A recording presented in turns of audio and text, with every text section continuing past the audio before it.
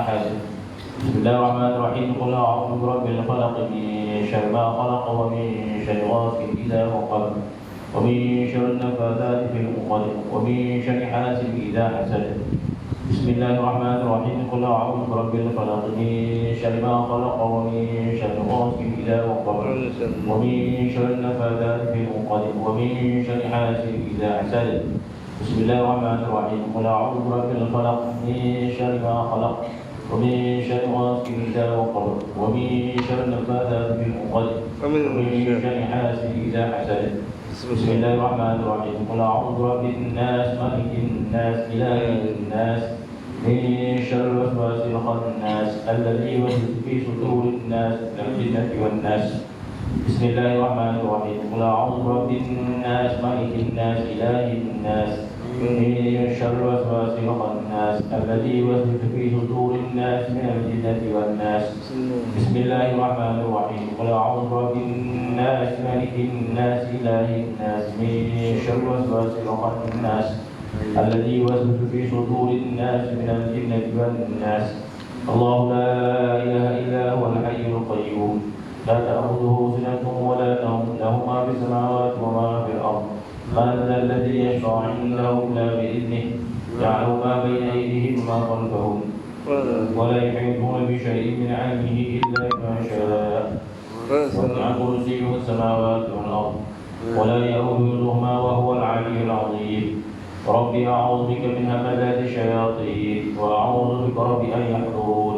رب أعوذ بك من همزات الشياطين وأعوذ بك رب أن يحضرون.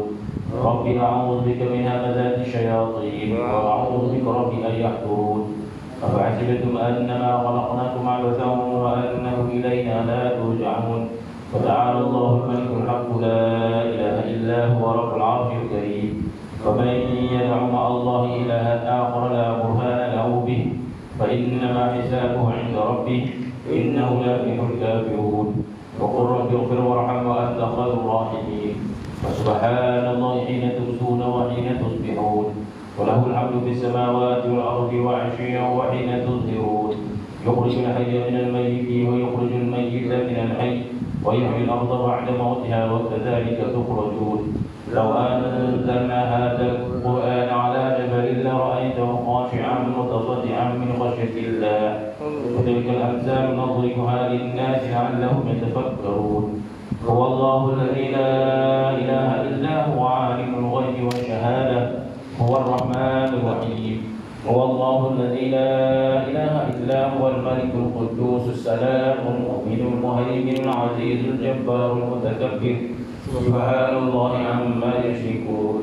هو الله الخالق البارئ المصور له الأسماء الحسنى يسبح له ما في السماوات والأرض وهو العزيز الحكيم. سلام على نوح في العالمين إنا كذلك نجزي المحسنين إنه من عبادنا المؤمنين. أعوذ بالله السميع العليم من الشيطان الرجيم. أعوذ بالله السميع العليم من الشيطان الرجيم. أعوذ بالله السميع العليم من الشيطان الرجيم. أعوذ بكلمات الله التامات من شر ما خلق.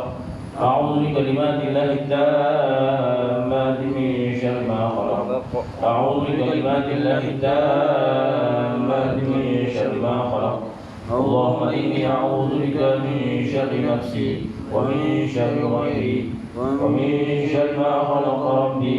بك اللهم أعتذر منهم وبك اللهم أبرأ في نحورهم وبك اللهم أعوذ من شرورهم وأستغفرك إياهم وأقدم بين يدي وأيديهم وأي من أحاطته عنايتي وشملته إحاطتي. بسم الله الرحمن الرحيم. قل هو الله أحد الله الصمد لم يلد ولم يولد ولم يكن له كفوا أحد. ومثل ذلك عن يميني وأيمانهم ومثل ذلك عن شمالي وشمائلهم ومثل ذلك أمامي وأمامهم ومثل ذلك من خلفي ومن خلفهم ومثل ذلك من فوقي ومن فوقهم ومثل ذلك من تحتي ومن تحتهم ومثل ذلك محيط بي وبهم وبما أحطنا به.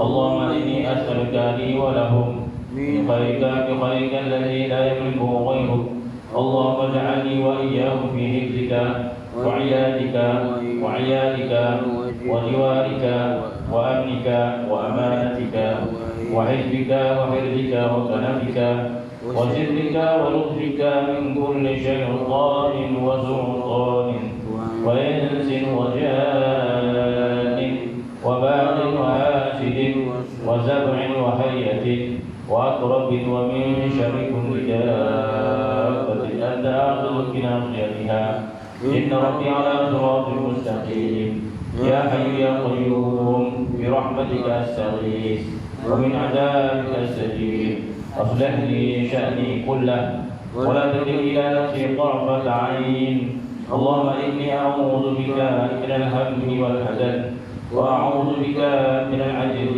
والكسل وأعوذ بك من الجبن والبخل وأعوذ بك من غلبة الدين وقهر الرجال بسم الله الرحمن الرحيم بسم الله الرحمن الرحيم بسم الله الرحمن الرحيم بسم الله الرحمن الرحيم ولا حول ولا قوة إلا بالله العلي العظيم بسم الله الرحمن الرحيم ولا حول ولا قوة إلا بالله العلي العظيم بسم الله الرحمن الرحيم ولا حول ولا قوة إلا بالله العلي العظيم بسم الله الرحمن الرحيم ولا حول ولا قوة إلا بالله العلي العظيم بسم الله الرحمن الرحيم ولا حول ولا قوة إلا بالله العلي العظيم بسم الله الرحمن الرحيم ولا حول ولا قوة إلا بالله العلي العظيم بسم الله الرحمن الرحيم ولا حول ولا قوة إلا بالله العلي العظيم بسم الله الرحمن الرحيم ولا حول ولا قوة إلا بالله العلي العظيم بسم الله الرحمن الرحيم ولا حول ولا قوة إلا بالله العلي العظيم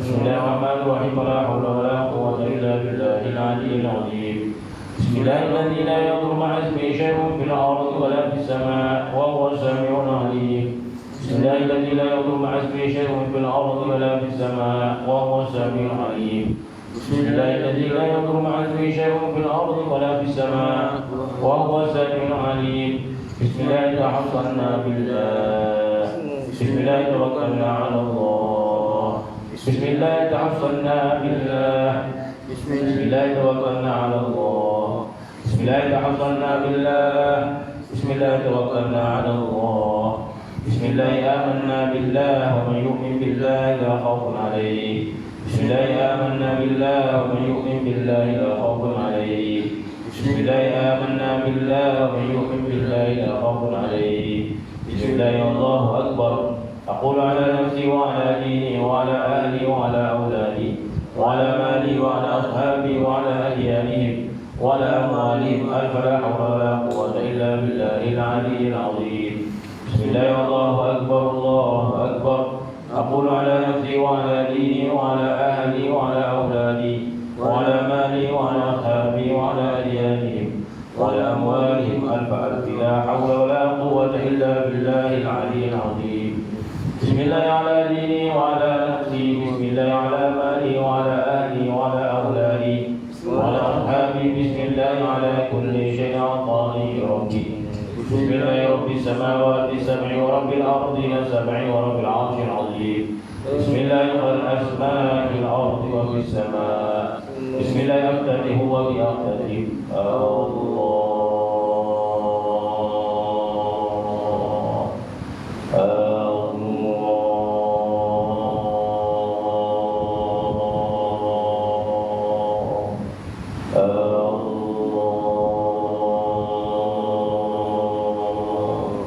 ربي لا أشرك به أحدا الله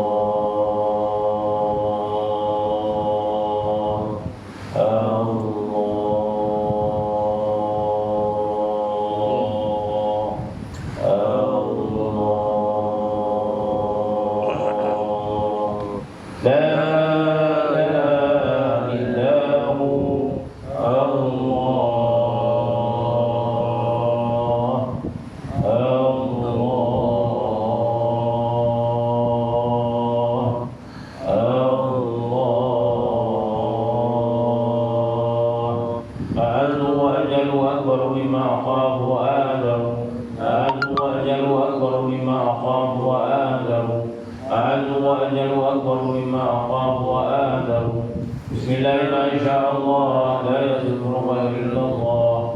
بسم الله ما شاء الله لا يزيغ السوء إلا الله.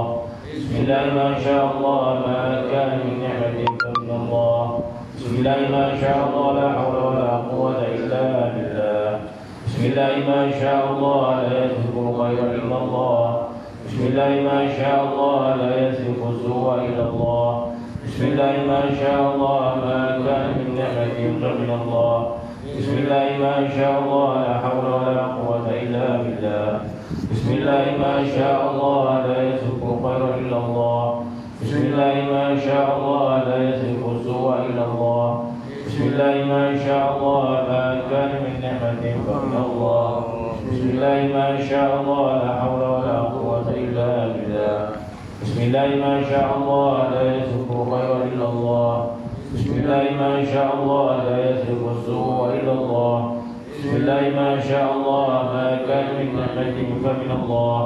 بسم الله ما شاء الله لا حول ولا قوة إلا بالله.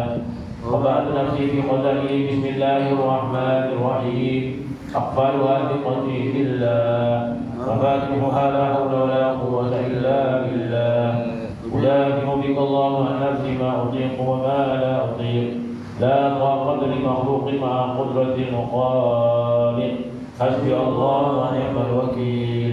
بخفي لطف الله. بلطيف صنع الله. بجميل ستر الله. دخلت في كنف الله. تشفعت بسيدنا رسول الله. تعظمت بأسماء الله. آمنت بالله. توكلت على الله. اتقرت الله لكل شدة. اللهم يا من اسمه محبوب وجهه مطلوب اكفني ما قلبي منه مرهوب. أنت غالب غير مغلوب. سبحان الله بحمده سبحان الله العظيم. عدد خلقه ورضا نفسه وزنة عرشه ومداد كلماته. سبحان الله بحمده سبحان الله العظيم. عدد خلقه ورضا نفسه وزنة عرشه ومداد كلماته. سبحان الله بحمده سبحان الله العظيم. عدد خلقه ورضا نفسه وزنة عرشه ومداد كلماته. سبحان الله عدد ما خلق في السماء. سبحان الله عدد ما خلق في الأرض. سبحان الله عدد ما بين ذلك. سبحان الله عدد ما هو خالق. الحمد لله عدد ما خلق في السماء. الحمد لله عدد ما خلق في الأرض. الحمد لله عدد ما بين ذلك. الحمد لله عدد ما هو خالق. لا إله إلا الله عدد ما خلق في السماء. لا إله إلا الله عدد ما خلق في الأرض. لا إله إلا الله عدد ما بين ذلك. لا إله إلا الله عدد ما هو خالق. الله أكبر عدد ما خلق في السماء. الله أكبر عدد ما خلق في الأرض. الله أكبر عدد ما بين ذلك. الله أكبر عدد ما هو خالق. لا حول ولا قوة إلا بالله العلي العظيم. عدد ما خلق في السماء. لا حول ولا قوة إلا بالله العلي العظيم. عدد ما خلق في الأرض. لا حول ولا قوة إلا بالله العلي العظيم. عدد ما بين ذلك. لا حول ولا قوة إلا بالله العلي العظيم. عدد ما هو خالق. لا إله إلا الله وحده لا شريك له. له الملك والحمد يحيي ويميت وهو على كل شيء قدير. عدد كل ذرة ألف مرة. لا إله إلا الله وحده لا شريك له. له الملك والحمد يحيي ويميت وهو على كل شيء قدير. عدد كل ذرة ألف مرة. لا إله إلا الله وحده لا شريك له. له الملك والحمد يحيي ويميت وهو على كل شيء قدير. عدد كل ذرة ألف مرة. سبحان الله عز الله. سبحان الله جل الله. سبحان الله عز الله. سبحان الله جل الله. سبحان الله عز الله. سبحان الله جل الله. سبحان الله بحمده سبحان الله العظيم. سبحان الله بحمده سبحان الله العظيم. سبحان الله بحمده سبحان الله العظيم. سبحان الله والحمد لله ولا إله إلا الله والله أكبر. سبحان الله والحمد لله ولا إله إلا الله والله أكبر. سبحان الله والحمد لله ولا إله إلا الله والله أكبر.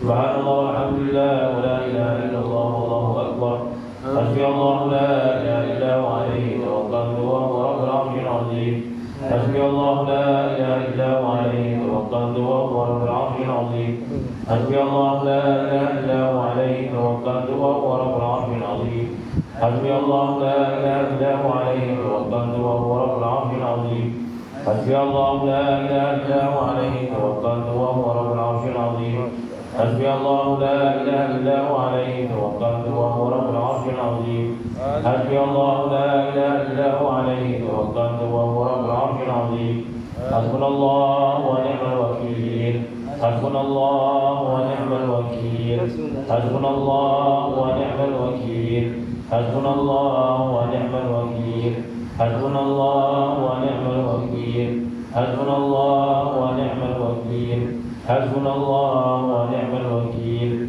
حسبي الرب المربوبين حسبي الرازق المرزوقين حسبي الخالق المخلوقين حسبي الساتر المستورين حسبي الناصر المنصورين حسبي القاهر المقهورين حسبي الذي هو حسبي حسبي من لم يزل حسبي حسبي الله ونعم الوكيل حسبي الله من جميع خلقه إن ولي الله الذي نزل الكتاب وهو يتولى الصالحين وإذا قرأت القرآن جعلنا بينك وبين الذين لا يؤمنون بالآخرة حجابا مستورا وجعلنا على قلوبهم أكنة أن يفقهوا وفي آذانهم وقرا وإذا ذكرت ربك في القرآن وحده ولوا على أدبارهم نفورا فإن تولوا فقل حسبي الله لا إله إلا هو عليه توكلت وهو رب العرش العظيم فإن تولوا فقل حسبي الله لا إله إلا هو عليه توكلت وهو رب العرش العظيم